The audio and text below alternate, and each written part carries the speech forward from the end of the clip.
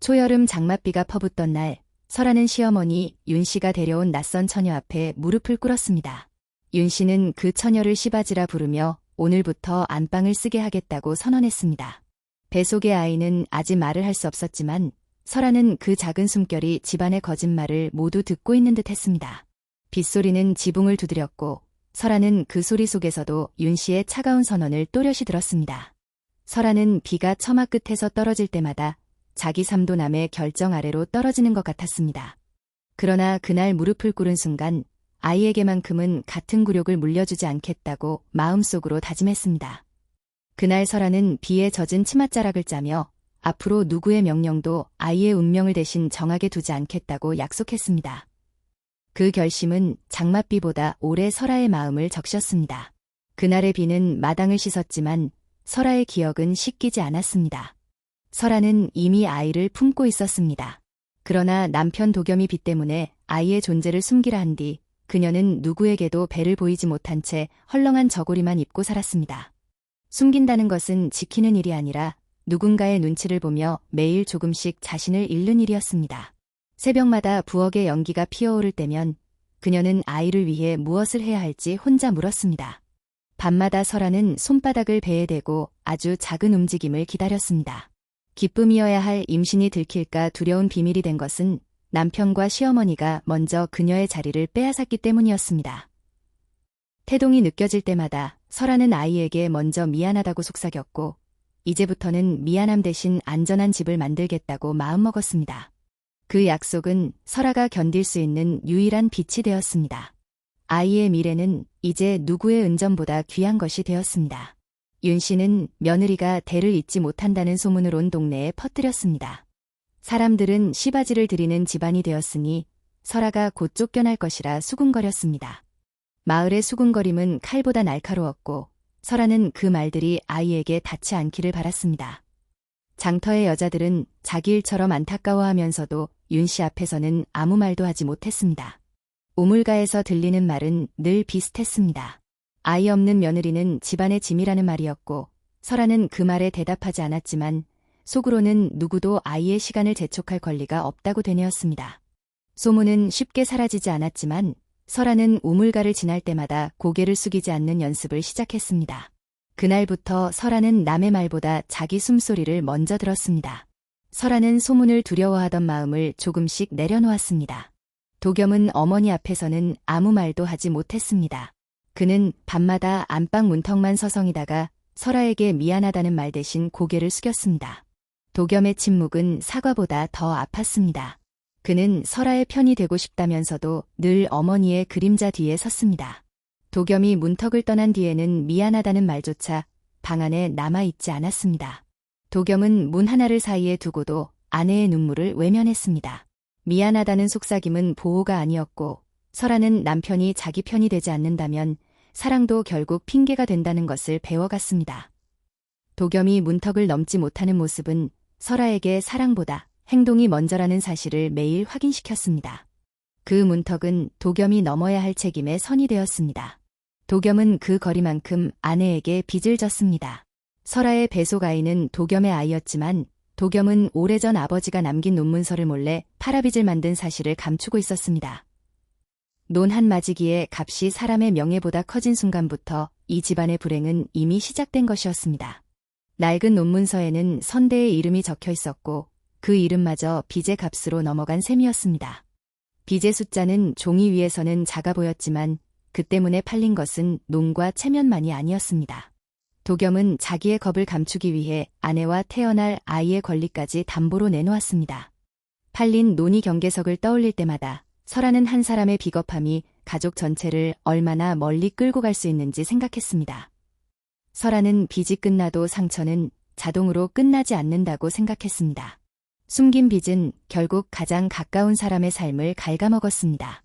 윤 씨는 그 빚을 갚으려면 부잣집 딸인 시바지 연분을 드려야 한다고 믿었습니다. 며느리 한 사람의 평판보다 종갓집 체면이 더 중요하다고 여겼습니다. 윤 씨는 자기 선택을 살림이라 불렀지만 설아에게 그 말은 버림받아도 참으라는 명령처럼 들렸습니다. 집안의 문은 높았지만 그 안에 사는 사람들의 마음은 갈수록 좁아지고 있었습니다. 윤 씨가 말하는 종갓집은 언제나 대문과 족보와 체면뿐이었습니다. 그 안에서 밥을 짓고 병을 앓고 아이를 품는 사람의 마음은 한 번도 집안의 일부로 새지지 않았습니다. 윤 씨가 은전을 세는 손은 빨랐지만 며느리의 표정을 읽는 일에는 너무 늦었습니다. 체면을 지킨다는 말이 가장 약한 사람을 밀어내서는 안 되었습니다. 윤 씨의 계산에는 사람의 마음이 빠져 있었습니다. 설아는 친정에서 가져온 작은 비녀 하나를 팔아 도겸의 빚일부를 갚았지만 윤 씨는 그것마저 며느리가 몰래 재산을 빼돌린 증거라고 몰아붙였습니다. 설아가 비녀를 내놓던 날 그녀는 돈보다 자신의 마지막 자존심을 먼저 팔아버린 기분이었습니다. 비녀가 사라진 설아의 머리는 가벼웠지만 누구도 그 가벼움이 얼마나 무거운 선택인지 알지 못했습니다. 비녀를 팔고 돌아온 설아의 손목에는 빈 자국이 남았습니다. 그녀는 그 빈자리를 보며 자기 희생이 고마움이 되지 않고 다시 의심의 이유가 되는 집을 처음으로 낯설게 바라봤습니다. 비녀 값은 작은 돈이었으나 설아가 흘린 눈물의 값은 누구도 셀 수 없었습니다. 설아는 빈 손목을 보며 다시는 자신을 값으로 바꾸지 않겠다고 다짐했습니다. 설아의 희생은 더 이상 누구의 증명이 되지 않았습니다. 시바지 연부는 설아보다 어린 처녀였습니다. 그녀도 이 집의 사정을 모르고 부모가 시킨 혼인이라며 겁먹은 눈으로 설아를 바라보았습니다.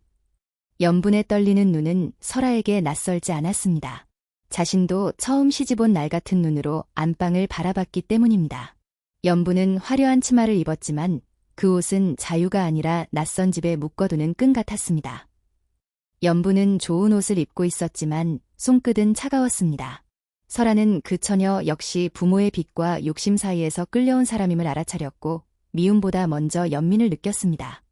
연분은 자기 이름이 호명될 때마다 정말 아내가 되는지 아니면 빚의 일부가 되는지 혼란스러웠습니다. 연분의 두려움은 설아에게 낯선 적의 얼굴이 아니었습니다. 연분은 그날 처음으로 자기 뜻을 생각했습니다. 윤 씨는 잔치상을 차려 연분을 안방에 앉히고 설아에게 술상을 들라고 했습니다. 설아는 자기 집에서 하녀처럼 서 있어야 했습니다. 잔치상에는 웃음이 넘쳤지만 설아의 귀에는 그릇 부딪히는 소리마저 비웃음처럼 들렸습니다. 마당의 등불은 환했지만 설아가 설 자리는 점점 어두워졌습니다. 잔치상에 오른 음식은 풍성했지만 설아에게는 한 숟갈도 넘어가지 않았습니다. 손님들이 웃을수록 그녀가 하녀처럼 잔을 채우는 모습은 더 선명해졌고 모욕은 조용히 오래 남았습니다. 설아는 술잔을 들며 언젠가 이 상이 누구의 모욕도 아닌 평범한 밥상이 되기를 바랐습니다. 그 밥상은 훗날 반드시 다른 의미로 기억될 날을 기다렸습니다. 웃음소리 사이의 외로움은 설아만 들을 수 있었습니다. 그날 밤 설아는 다락에서 도겸이 숨긴 빈문서를 발견했습니다. 문서에는 논을 판 대가와 윤 씨가 받은 은전의 날짜가 적혀 있었습니다. 다락의 먼지 소문서는 긴 세월을 말없이 지켜보다가 가장 잔인한 밤에 설아의 손에 들어왔습니다. 문서에 먹비든 번져 있었지만 그 안에 적힌 약속만큼은 너무도 또렷했습니다.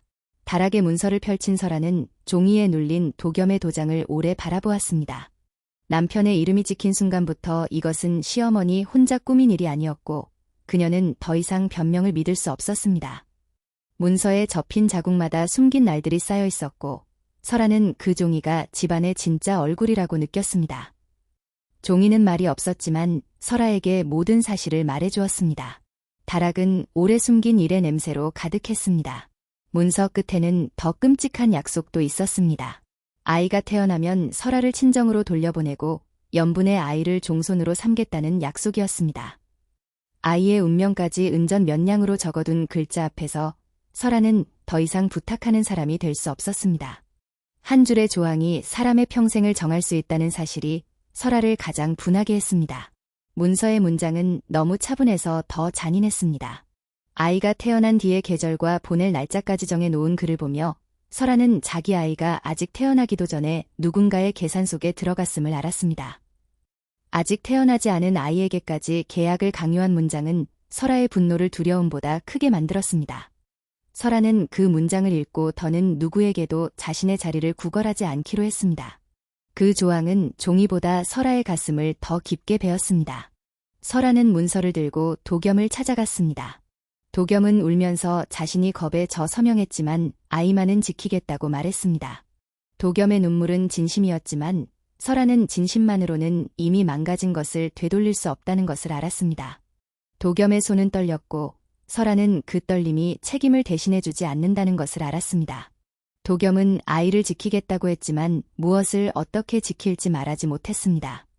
설아는 그 침묵 속에서 남편이 끝내 어머니의 허락 없이는 한 발도 내딛지 못한다는 현실을 확인했습니다.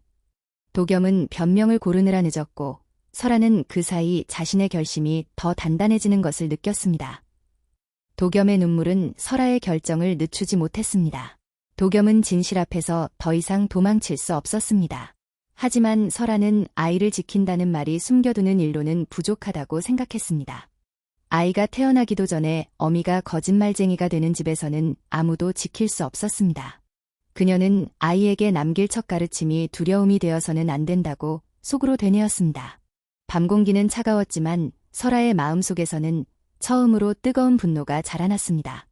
설아는 울지 않으려 애썼습니다. 눈물을 보이면 그들은 또 여자가 약해서 그렇다고 말할 것이었고 그녀는 아이 앞에서 약함이 아니라 판단을 남기고 싶었습니다. 그녀는 아이가 훗날 묻는다면 어머니가 왜 떠났는지 부끄럽지 않게 답할 수 있기를 바랐습니다. 아이에게 남길 것은 순종이 아니라 자기 목소리였습니다. 설아의 선택은 아이에게 남길 첫 유산이었습니다. 다음 날 윤씨는 설아에게 염분에 발을 씻기라고 했습니다. 설아가 거절하자 윤씨는 종갓집 며느리 자격이 없다고 소리쳤습니다. 발을 씻기는 일은 작은 모욕처럼 보였지만 설아에게는 존재 자체를 지우라는 뜻과 다르지 않았습니다. 윤씨의 목소리는 마당을 가득 채웠고 이웃들은 숨을 죽인 채 지켜봤습니다. 대야의 물은 맑았지만 설아의 손에는 차갑게 느껴졌습니다. 누군가의 발을 씻기는 행위가 아니라 자신의 자리를 인정하라는 강요였기에 그녀는 그 대야를 보며 오래 숨을 골랐습니다. 대야에 비친 설아의 얼굴은 낯설 만큼 지쳐 있었지만 눈빛만은 처음으로 흔들리지 않았습니다. 대야의 차가움은 설아의 결심을 오히려 또렷하게 했습니다. 물 한 대야가 그날만큼 무겁게 느껴진 적은 없었습니다. 설아는 사람들 앞에서 자신의 배를 감싼 저고리끈을 풀었습니다. 아직 작은 생명이었지만 더는 감출 수 없는 진실이었습니다. 저고리끈을 푸는 손은 떨렸지만 감춘 배보다 더 크게 드러난 것은 설아의 결심이었습니다. 설아는 아이가 처음으로 세상 앞에 자신의 존재를 알리는 순간을 절대 부끄러워하지 않기로 했습니다. 저고리끈이 풀리자 마당은 순식간에 조용해졌습니다. 설아는 모든 눈이 자기 배를 향하는 것을 알았지만 그 시선보다 더 무서운 것은 진실을 알고도 외면할 사람들의 얼굴이었습니다. 마당 사람들의 숨소리 사이로 설아는 자기 아이가 세상에 환영받아야 한다는 한 가지 생각만 붙들었습니다. 그 작은 생명은 그날 설아가 물러서지 않을 이유가 되었습니다. 마당의 침묵은 설아의 용기를 더욱 선명하게 했습니다. 윤씨는 며느리가 거짓 임신을 꾸민다며 비웃었습니다. 도겸은 또다시 침묵했고 그 침묵이 설아의 마음을 완전히 무너뜨렸습니다. 그 순간 도겸이 입을 열지 않는다면 앞으로도 설아는 혼자서 모든 진실을 감당해야 한다는 뜻이었습니다. 침묵하던 남편의 그림자가 마당 바닥에 길게 늘어졌습니다. 윤씨의 비웃음은 설아가 예상한 것이었습니다. 그러나 도겸까지 고개를 숙인 순간 그녀는 더 이상 이 집에서 용서를 기다리지 않기로 했고 앞으로의 선택을 혼자 준비하기 시작했습니다. 침묵은 때로 고함보다 큰 배신이 된다는 사실을 설아는 그날의 남편에게서 배웠습니다. 설아는 침묵을 끝내는 사람이 자기 자신이어야 함을 알았습니다. 그 침묵 뒤로 설아의 마음은 이미 집을 떠났습니다. 연부는 설아의 손을 잡고 자신도 누군가의 딸이라며 울었습니다. 그러나 윤씨는 연분마저 방으로 밀어넣으며 며느리끼리 감정을 나누지 말라 했습니다. 연분의 눈물은 경쟁해야 한다고 배운 두 여자가 사실은 같은 희생자라는 것을 보여주었습니다. 두 여자가 맞잡은 손은 윤씨가 가장 두려워하던 연대의 모양이었습니다. 연분의 손은 가늘었지만 놓지 않으려는 힘이 있었습니다. 설아는 두 사람이 서로의 자리를 빼앗는 적이 아니라 같은 어른들의 욕심에 이용된 딸이라는 사실을 그 손에서 느꼈습니다. 연분도 부모에게 돌아갈 길을 잃을까 두려워했고 설아는 그 두려움이 자기 것과 닮았음을 알았습니다. 연분도 처음으로 설아 곁에서 울 수 있었습니다. 두 여자의 눈물은 같은 곳을 향하고 있었습니다. 설아는 다락의 문서와 혼례, 약속서를 품에 넣고 안방으로 들어갔습니다. 그곳에는 조상들의 위패와 집안의 족보가 놓여 있었습니다. 안방의 위패 앞에서 설아는 조상을 원망하지 않았습니다. 살아있는 사람들이 만든 거짓을 원망했습니다. 다락의 먼지와 안방의 향냄새가 섞여 설아의 숨을 막히게 했습니다. 안방으로 향하는 걸음마다 설아는 돌아갈 수 있었지만 멈추지 않았습니다. 조상들의 이름 뒤에 숨어 살아있는 사람을 함부로 다루는 일을 누군가는 끝내야 한다고 생각했습니다. 안방 문지방을 넘으며 설아는 이 집에서 받은 상처를 더는 숨기지 않기로 선택했습니다. 그 방에는 오래된 규칙보다 더 오래 남을 진실이 들어섰습니다. 안방은 그날 처음으로 거짓을 숨기지 못했습니다. 그녀는 위패에는 손대지 않았습니다. 대신 도겸이 숨긴 빈문서와 연분을 사고판 혼례, 약속서만 화로에 넣었습니다. 설아는 아무 죄 없는 이름에는 손대지 않기로 했습니다. 자신이 태우려는 것은 사람을 물건으로 만든 약속뿐이었습니다. 화로의 불씨는 작았지만 종이 끝에 닿는 순간 더는 되돌릴 수 없었습니다. 그녀가 화로에 넣은 것은 집의 뿌리가 아니었습니다. 빚을 숨긴 종이와 여자를 사고 팔듯 적은 약속뿐이었고 설아는 그것들이 타야만 아이가 사람으로 태어날 수 있다고 믿었습니다. 화로 앞에서 설아는 복수보다 기록을 없애는 일이 아니라 그 기록이 얼마나 비열했는지를 드러내는데 힘을 썼습니다. 설아는 불 속에서도 사람의 이름과 물건의 이름을 구분했습니다. 설아는 죄 없는 것을 지키며 죄 있는 약속만 태웠습니다. 불길은 종이를 타고 크게 번졌고 윤 씨는 안방이 불탄다며 비명을 질렀습니다. 설아는 문서를 태우며 이 집의 거짓도 함께 밝히겠다고 외쳤습니다. 불길은 뜨거웠지만 설아의 마음은 이상하리만큼 차분했습니다. 오래 눌러두었던 진실이 마침내 숨을 쉬는 순간이었습니다. 사람들은 불을 보며 달려왔고 진실은 그보다 먼저 마당 한가운데 퍼져나갔습니다. 불빛이 벽에 번질 때 설아는 처음으로 큰 소리를 냈습니다. 그 목소리에는 오랫동안 삼킨 사과와 억울함이 섞여 있었고 윤 씨가 가장 감추고 싶었던 사실을 마당 밖으로 끌어냈습니다. 불길이 오르자 억눌린 말들도 함께 타오르는 듯했고 설아는 처음으로 숨을 깊게 들이마셨습니다. 그 불은 파괴가 아니라 감춰진 약속을 세상에 보이는 빛이 되었습니다. 불빛은 설아가 오래 감춘 얼굴까지 밝혔습니다. 동네 사람들이 달려왔고 윤 씨는 며느리가 조상을 태우려 한다고 거짓말했습니다. 설아는 불길 밖으로 문서의 남은 절반을 던져 보였습니다. 윤 씨의 비명에는 두려움이 섞여 있었습니다.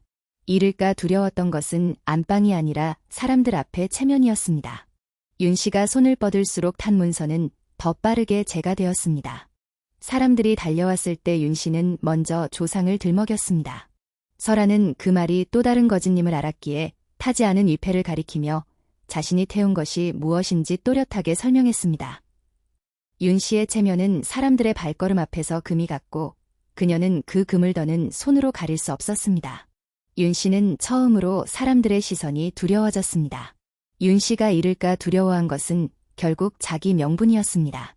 그 문서에는 윤 씨가 받은 은정과 논문서를 넘긴 날짜, 그리고 설아가 아이를 낳으면 내칠 것이라는 조항이 고스란히 남아있었습니다. 남은 종이 한 장은 완전한 증거가 아니었지만 거짓말을 무너뜨리기에는 충분히 선명했습니다. 남은 반쪽 종이는 바람에 흔들렸지만 거짓을 말하던 이들의 얼굴은 더 크게 흔들렸습니다. 남은 문서를 받아든 마을 어른의 손이 떨렸습니다. 글자가 전부 타지 않은 것은 우연이었지만 설아에게 그 우연은 아이와 자신이 마지막으로 얻은 말할 권리처럼 느껴졌습니다. 반쪽만 남은 문서조차 설아에게는 충분했습니다. 진실은 완벽한 종이보다도 사람들의 양심을 먼저 흔들었습니다. 남은 글자는 설아에게 사라지지 않는 증언이 되었습니다. 남은 종이는 모두가 피하던 사실을 붙잡고 있었습니다. 도겸은 마침내 사람들 앞에서 자기가 빚을 만들었고 어머니와 함께 설아를 속였다고 고백했습니다. 말 한마디가 늦었지만 그날의 고백은 더는 피할 수 없었습니다. 도겸의 고백은 너무 늦었지만 그 늦음까지 숨기면 아이에게 또 다른 빚을 남기게 될 터였습니다. 도겸의 목소리는 낮았지만 그 고백은 집안의 벽보다 크게 울렸습니다. 도겸이 죄를 말하는 동안 설아는 그를 바라보지 않았습니다. 고백은 시작일 수 있지만 상처를 되돌리지는 못했고 그는 이제야 자기 침묵이 만든 무게를 사람들 앞에서 감당해야 했습니다. 도겸의 고백 뒤에도 설아는 안도하지 않았습니다. 책임은 한 번의 눈물보다 긴 시간으로만 증명된다는 것을 알았기 때문입니다. 도겸은 고백 뒤에야 침묵의 값을 치르기 시작했습니다. 도겸의 늦은 말은 설아의 상처를 지우지 못했습니다. 윤 씨는 모든 것이 집안을 살리기 위한 일이라고 변명했습니다. 그러나 마을 어른들은 집안을 살린다는 말로 며느리와 아이를 버릴 수는 없다고 꾸짖었습니다. 집안을 살린다는 말은 누구에게나 아름답게 들리지만 그 안에서 누가 버려지는지를 보지 않으면 잔인한 변명이 됩니다. 마을 어른들의 꾸짖음은 윤 씨가 평생 피하려 했던 말이었습니다. 마을 어른들은 윤 씨의 체면보다 설아의 배를 먼저 보았습니다. 그들의 꾸짖음은 완전한 정의는 아니었지만 적어도 한 여자의 삶이 집안의 이름보다 작지 않다는 첫 선언이었습니다. 어른들의 말은 늦었지만 그날 이후 마을의 어린 며느리들이 조금은 덜 외로워질 수 있기를 설아는 바랐습니다. 마을은 그날부터 집안일이라는 말 뒤를 한번 더 살피게 되었습니다. 마을의 꾸짖음은 설아에게 작은 숨구멍이 되었습니다. 연분의 아버지도 달려왔습니다. 그는 딸이 부잣집 시집을 간다고 믿었지만 사실은 빚을 메우는 물건처럼 보내졌다는 것을 알고 얼굴이 굳었습니다. 연분의 아버지는 딸의 혼인을 자랑으로 여겼던 자기 자신도 그날 함께 속았다는 사실을 깨달았습니다. 연분의 아버지는 딸의 손을 붙들고 한참 아무 말도 하지 못했습니다. 연분의 아버지는 딸에게 좋은 혼처를 마련했다는 자부심이 부끄러움으로 바뀌는 것을 느꼈습니다. 그는 딸의 뜻을 묻지 않았던 자기 역시 이 집의 거짓에 힘을 보탰음을 인정해야 했습니다.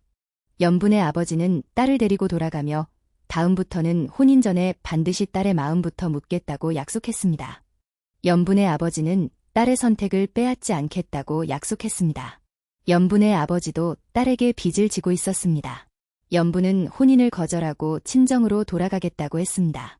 설아는 그 길을 막지 않았고 오히려 어린 처녀가 다시는 누구의 대를 위한 이름으로 불리지 않게 해달라고 부탁했습니다. 설아는 연분을 미워할 이유가 없었습니다. 둘 사이에 벽을 세운 것은 두 사람의 욕심과 오래된 관습이었습니다. 돌아가는 수레에는 연분의 짐이 실렸고 그날 처음으로 연분은 안도한 표정을 지었습니다. 연분이 수레에 오를 때 설아는 조용히 잘 가라고 말했습니다. 한때 서로를 불행하게 만들 도구로 놓였던 두 여자가 이제 각자의 이름으로 집을 나서는 순간이었습니다. 수레가 멀어질수록 연분의 어깨는 조금씩 펴졌고 설아는 그 모습에서 작은 해방을 보았습니다. 설아는 연분이 떠나는 길에 평안을 빌어주었습니다. 떠나는 수레는 연분에게 처음으로 자기 길이 되었습니다. 화재는 이웃들이 물을 길어 곧 껐습니다. 탄 것은 문서와 안방의 벽 일부였지만 윤 씨가 세워둔 거짓말은 더 이상 숨을 곳이 없었습니다. 검게 탄 벽에서는 연기가 났지만 오랫동안 막혀있던 집안의 숨통은 오히려 그때 처음 트이는 듯했습니다. 물동이들이 오가며 불길은 꺼졌지만 마당 사람들은 쉽게 자리를 떠나지 못했습니다. 불은 꺼졌지만 탄 냄새는 며칠 동안 안방에 남았습니다. 윤 씨는 그 냄새를 맡을 때마다 자신이 지키려 했던 것이 집이 아니라 남들의 칭찬이었다는 사실을 피할 수 없었습니다. 탄 벽은 쉽게 고쳐지지 않았고 윤 씨는 그 흔적이 자기 선택의 값임을 매일 마주해야 했습니다. 탄 흔적은 윤 씨가 지운 척할 수 없는 사실이 되었습니다. 검은 벽은 집안의 거짓말을 오래 기억했습니다. 설아는 그날 밤 한 푼도 받지 않고 집을 나왔습니다. 도겸이 붙잡았지만 그녀는 아이가 태어날 집은 두려움이 아니라 진실 위에 있어야 한다고 말했습니다. 설아는 빈손으로 나왔지만 더는 누구의 허락도 받지 않고 아이를 지킬 수 있다는 사실이 가장 큰 재산이었습니다. 설아가 문을 나설 때 뒤에서 부르는 이름은 더 이상 그녀를 붙잡지 못했습니다. 설아가 문을 나설 때 도겸은 뒤따라왔지만 손을 잡지 못했습니다. 그녀는 아이가 태어날 때까지 누구의 허락도 구하지 않겠다고 말했고 그 말은 남편에게도 처음 듣는 단호함이었습니다. 설아가 떠난 길에는 진흙이 많았지만 그 어떤 안방보다 자유로운 길이었습니다. 문 밖의 비는 차가웠지만 설아의 걸음은 가벼웠습니다. 설아는 뒤돌아보지 않고도 자기 길을 알았습니다. 친정도 가난했지만 설아를 문 밖에 세우지 않았습니다. 친정 어머니는 말없이 딸의 등을 쓸어주고 따뜻한 미역국을 끓였습니다. 친정의 작은 부엌은 넓지 않았지만 설아에게는 거짓말 없이 잠들 수 있는 세상에서 가장 따뜻한 방이었습니다. 친정어머니가 내민 따뜻한 그릇에서는 오래 잊었던 집 냄새가 났습니다. 친정의 작은 방에는 비싼 이불도 큰 대문도 없었습니다. 그러나 설아는 그곳에서 배를 감추지 않고 잠들었고 매일 아침 자신의 몸과 아이를 부끄러워하지 않는 법을 다시 배웠습니다. 친정의 불빛 아래에서 설아는 처음으로 아이의 옷을 꺼내놓고 미래를 상상했습니다. 친정의 등불은 설아에게 다시 시작할 자리를 내주었습니다. 친정의 온기는 설아가 다시 숨쉬게 했습니다. 10달이 지나 설아는 건강한 아들을 낳았습니다. 소식은 빠르게 퍼졌고 윤씨가 퍼뜨린 불임 며느리의 소문은 스스로 무너졌습니다. 아이의 울음이 들린 날, 설아는 오래전부터 자신을 따라다니던 불임 며느리라는 이름을 마침내 내려놓았습니다. 아이의 손가락은 작았고 설아는 그 작은 손이 새로운 삶을 붙잡는 것을 느꼈습니다. 아이의 첫 울음은 설아에게 오래 끊겼던 숨이 돌아오는 소리였습니다. 세상은 달라지지 않았지만 적어도 그 아이의 출생은 누군가의 거짓말이나 거래가 아니라 어머니의 선택 위에 놓였습니다. 아이의 이름을 지을 때 설아는 누구의 대를 잇는다는 뜻보다 스스로 길을 고르는 사람이 되라는 뜻을 담았습니다. 아이의 울음은 설아가 끝내 지킨 내일의 소리였습니다. 새 아이의 울음은 오래된 소문보다 컸습니다. 도겸은 빚을 갚기 위해 남의 논에서 품을 팔았습니다. 그는 아들을 보러 올 때마다 멀리서만 절을 했고 설아는 쉽게 마음을 열지 않았습니다. 도겸은 갚아야 할 것이 돈만이 아니라는 것을 뒤늦게 배웠고 그 깨달음은 그의 하루를 고단하게 만들었습니다. 도겸의 옷에는 흙이 묻어 있었고 그 흙이 그가 치러야 할 시간의 무게처럼 보였습니다. 도겸은 품삯을 받은 날마다 빚 문서를 하나씩 갚았습니다. 그는 아들을 멀리서 보며 아버지라는 이름은 피로 얻는 것이 아니라 먼저 책임지는 사람에게만 허락된다는 것을 알았습니다. 도겸은 멀리서 절을 하며 설아가 돌아오지 않을 가능성까지 받아들이는 법을 배웠습니다. 도겸은 기다림마저 자신의 책임이라는 것을 받아들였습니다. 도겸은 먼발치에서 책임을 배우기 시작했습니다. 윤씨는 종갓집 안방에 홀로 남았습니다. 시바지도 떠났고 팔았던 논도 돌아오지 않았으며 그녀가 지키려던 체면은 아무도 지켜주지 않았습니다.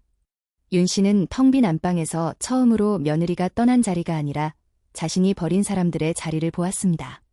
텅 빈 안방의 바람은 윤씨가 두려워했던 외로움을 그대로 돌려주었습니다. 윤씨는 비어버린 안방에서 많은 밤을 보냈습니다. 시바지를 들이면 집안이 산다고 믿었던 계산은 모든 사람을 떠나보낸 뒤에야 얼마나 가난한 생각이었는지 드러났습니다. 윤씨는 빈방의 창호지를 고치며 자신이 내쫓은 것은 며느리가 아니라 집안의 따뜻함이었다는 사실을 알았습니다. 윤씨는 외로운 안방에서 처음으로 남의 고통을 헤아렸습니다. 윤씨는 빈방에서 자기 선택의 끝을 보았습니다. 어느 눈 오는 날 윤씨는 설아의 집 앞에 와서 무릎을 꿇었습니다. 손에는 비녀를 판 돈보다 더 적은 은정과 자신이 숨긴 일을 적은 종이가 들려 있었습니다. 눈 위에 무릎을 꿇은 윤씨의 모습은 용서를 요구하는 모습이 아니라 더는 거짓을 붙들 힘이 없다는 고백처럼 보였습니다. 눈이 녹아 윤씨의 치맛자락을 적셨고 그녀는 처음으로 누구에게도 명령하지 못했습니다.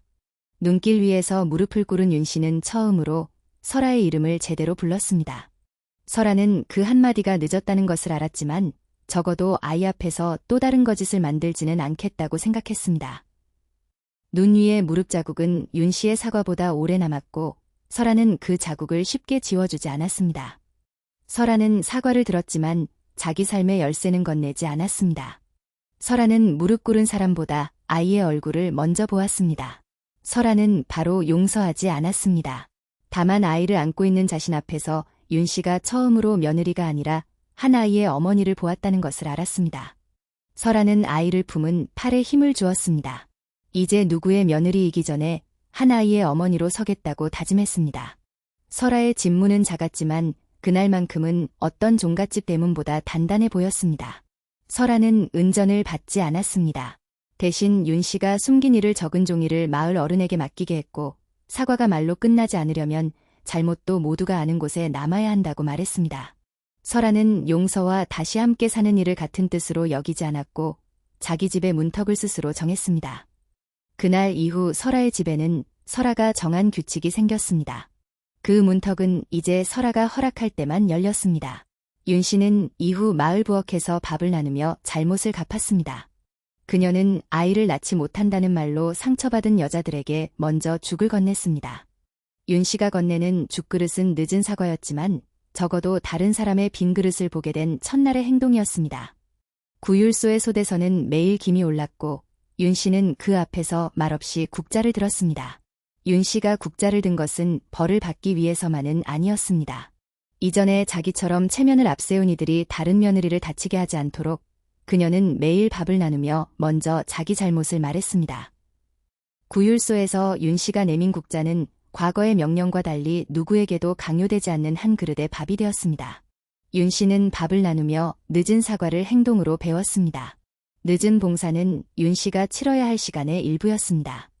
설아는 아들의 첫돌에 큰 잔치를 열지 않았습니다. 대신 친정과 이웃, 그리고 연분에게 작은 밥상을 차려주었습니다. 작은 첫돌 밥상에는 경쟁도 체면도 없었습니다. 그 자리에 모인 사람들은 서로가 사람이라는 사실만 기억했습니다. 첫돌상 위의 흰 떡은 누군가의 피와 체면이 아니라 이웃의 손으로 마련되었습니다. 첫돌상에는 친정 어머니와 이웃들이 둘러앉았습니다. 설아는 화려한 종갓집 잔치보다 아이가 누구의 품에서도 두려워하지 않고 웃는 이 작은 밥상이 더 큰 복이라고 여겼습니다. 첫돌날 설아는 아이의 웃음을 보며 두려움으로 시작된 계절도 결국 다른 사람들과 함께 끝낼 수 있음을 알았습니다. 그 밥상 위에는 누구도 빼앗을 수 없는 평안이 놓였습니다. 첫돌의 웃음은 모두가 바꾼 삶을 조용히 증명했습니다. 설아는 아이가 잠든 밤마다 그날의 불빛을 떠올렸습니다.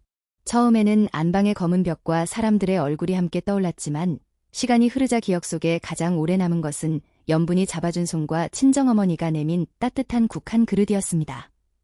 세상은 한순간에 바뀌지 않았고 도겸도 윤 씨도 저마다 긴 시간을 지나야 했습니다. 그러나 설아는 자신이 떠난 날부터 아이의 삶이 남의 체면을 위한 자리가 아니라는 것을 알았습니다. 그래서 그는 누구를 미워하는 일보다 자기 집의 문을 지키는 일에 마음을 썼습니다. 아이가 자라 마당을 뛰어다닐 때면 설아는 그 웃음 안에 자신이 끝내 지켜낸 봄이 있다고 생각했습니다. 그 봄은 어느 집안의 족보에도 적히지 않았지만 설아와 아이가 서로에게 건넨 약속 속에는 또렷하게 남았습니다. 아무도 남의 딸을 대를 잇는 도구로 부르지 않는 날까지 설아는 자신의 문턱에서 작은 등불을 꺼뜨리지 않기로 했습니다. 그 등불은 거창한 복수가 아니라 하루를 정직하게 살고 아이의 질문에 숨지 않는 마음이었습니다. 그리고 그 마음을 지키는 사람 곁에는 결국 함께 밥을 나눌 이웃과 다시 일어설 용기가 남는다는 것을 설아는 믿게 되었습니다.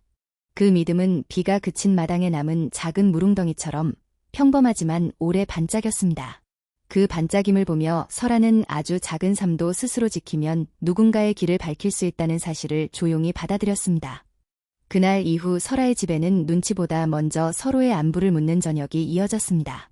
설아는 그 평범한 저녁이 자신이 지킨 가장 큰 집안이라고 생각했습니다. 그 집에서는 누구도 두려움 때문에 자기 이름을 숨기지 않았습니다.